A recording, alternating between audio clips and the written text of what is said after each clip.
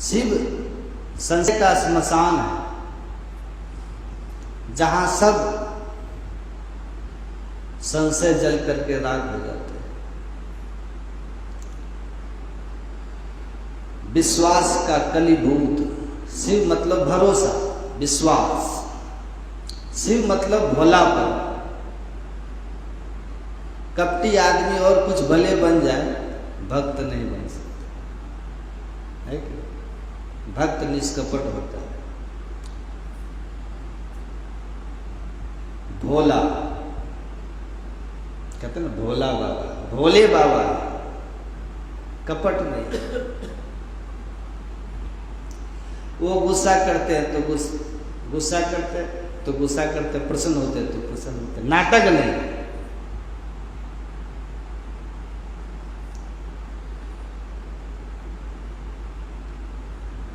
क्रोध करते हैं और तुरंत श्राप दे देते, शांत हो जाते हैं। प्रसन्न भी जल्दी हो जाते हैं भगवान शंकर। आशुतोष यानी जल्दी, आशुतोष मतलब तुरंत प्रसन्न होने वाला, तोष प्रसन्न होने वाला।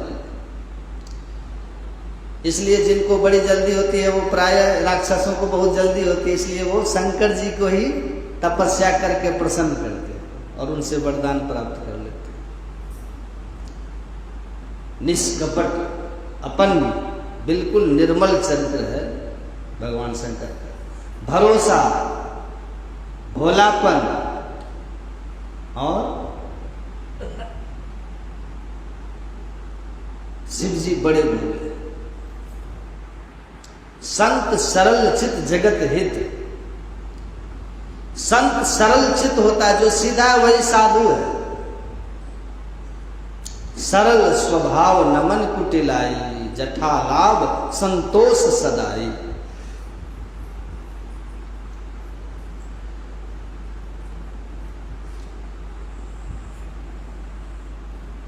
एक चोर, एक कथा करके खत्म कर देते हैं। एक चोर रात में शहर से बाहर थोड़ी दूर एक शिवालय था,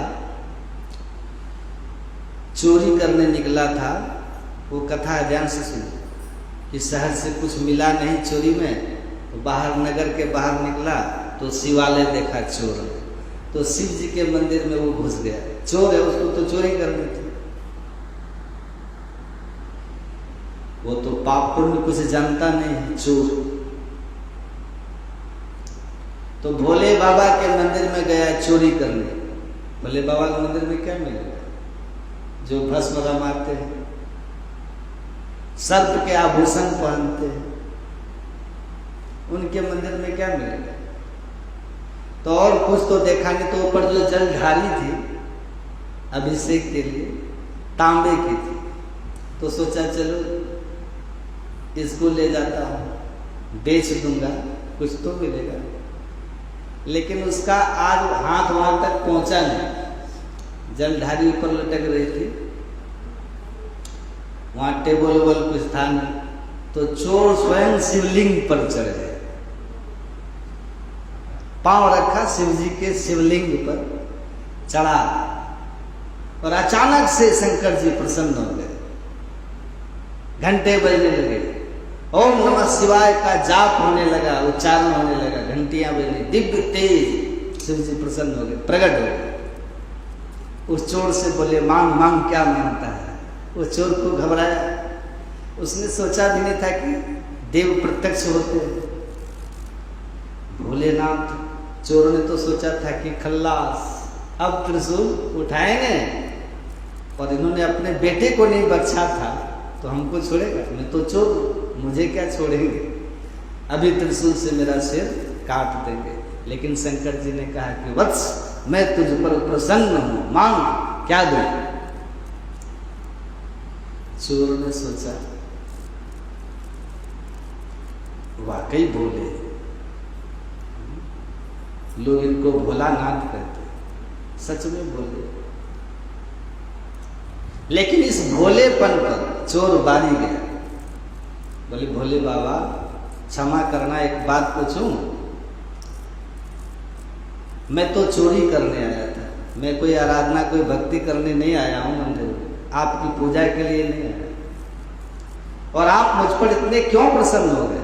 मैंने कभी लोटा जल नहीं चढ़ाया आपको, कभी बेलपत्र नहीं चढ़ाया। बोले बाबा, बोले कि तू मेरा अनूठा भक्त है। लोग आते हैं, जल चढ़ाते हैं, दूध चढ़ाते हैं, बेलपत्र चढ़ाते हैं, फूल चढ़ाते हैं, चंदन अक्षत चढ़ाते हैं, लेकिन तू तो खुद ही चढ़ गया। मेरा अनूठा भक्त है तू, आज तक ऐसा कभी नहीं हुआ। तो खुद ही चढ़ गया, तू मुझको समर्पित हो गया, मैं तुझ पर प्रसन्न हूं।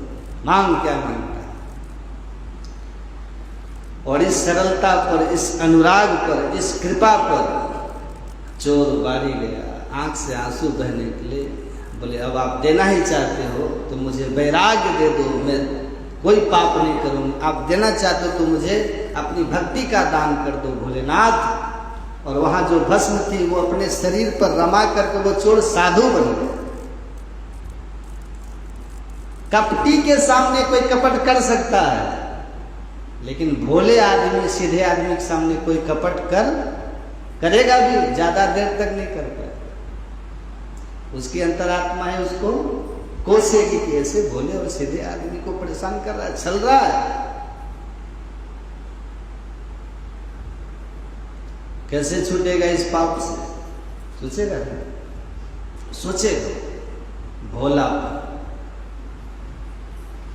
शिव माने भरोसा, शिव माने भोलापन, और शिव माने भाव, भीगे हुए देव।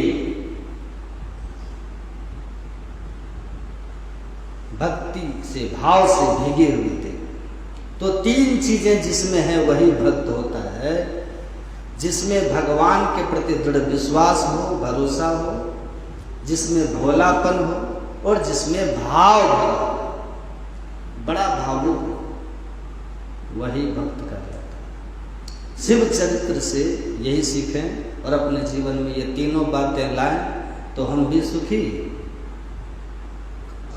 देवताओं की कृपा हम पर होती ही रही। अब इतना ही रहने दीजिए, फिर अपराह्न काल